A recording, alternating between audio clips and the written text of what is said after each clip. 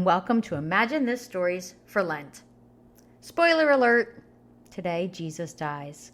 And while this is super sad, it's also super exciting. So sit back, relax, kick off your shoes, and for the next few minutes, imagine this.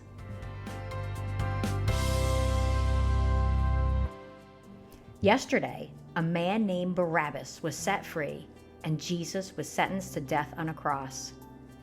Do you have any guess how heavy this cross was? It was probably around 300 pounds.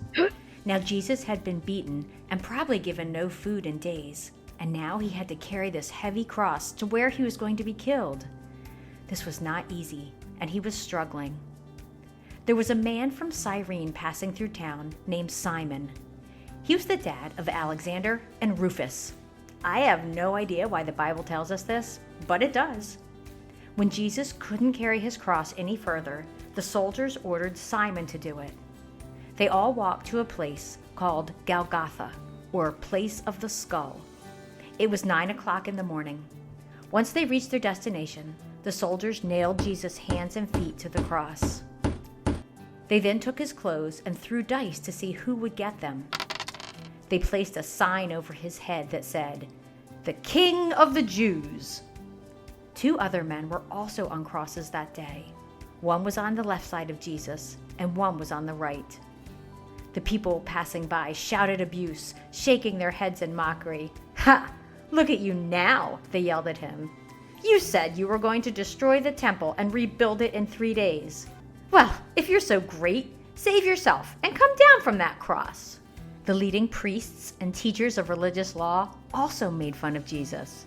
"He saved others," they scoffed, "but he can't even save himself.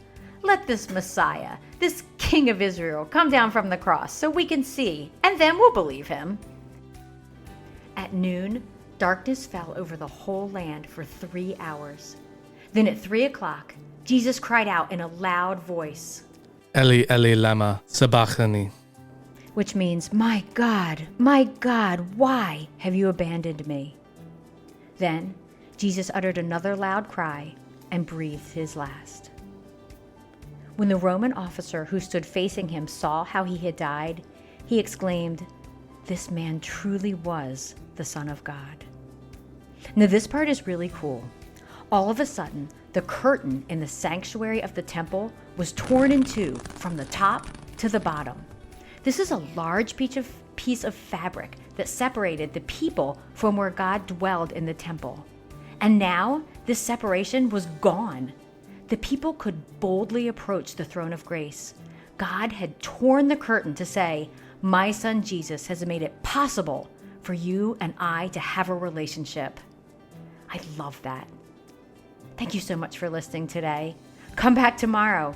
It's our very last day, and it's a very happy ending on Imagine This Stories for Lent. Bye.